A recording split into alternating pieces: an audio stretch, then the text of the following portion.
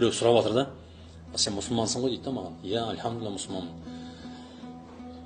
Сонда анау христиандар, яхудилер, буддистер жәннатқа кірмей ма деді.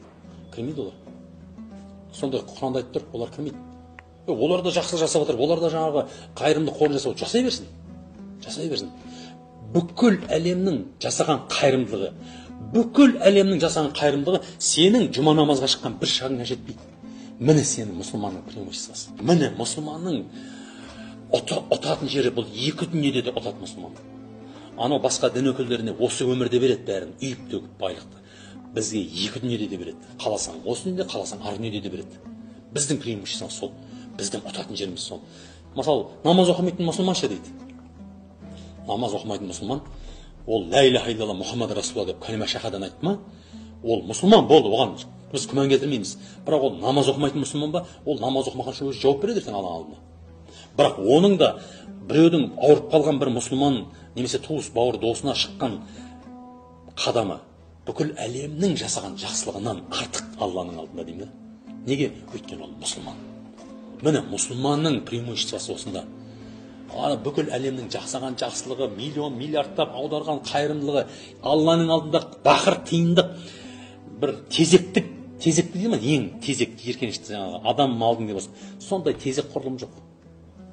Ешқандай жоқ. Мұсылманның бір қадамы үйінен шығып, бүгін бір бала шағама бір нәпақа алып келейші, қауын қарбыз алып келейші деп шықтың ба, сенің барғанша келгенше қадамыңда кешірім жатыр.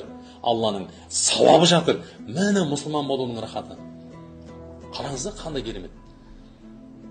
Бұл мұсылман болып туылғанымызға қуанымыз керек қой біз. Аллаға шүкір, сансыз шүкір. Дұрыс, сен намаз бүгін оқымасаң ертең оқисың бәрібір.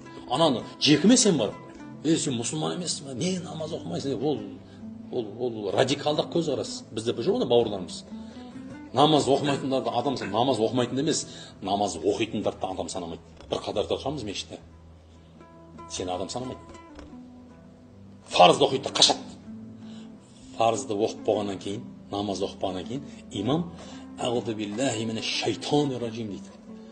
Алланың қаһарына ұшыраған,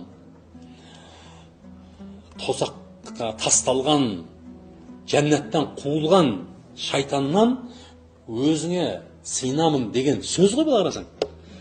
Сол кезде қарасаңшы, жәннаттың бір бұрышы біздің мешіттер емес па? Мешіттен қашып бара жатыр. Мына қарасаңшы, не деген анау жүрек сол сөзді естіп қашып бара жатады ғой. Ана Құранға қатыспау, Алланың кәләмінен қашу не деген сорақылық. Айтты, намаз оқып жүрсің.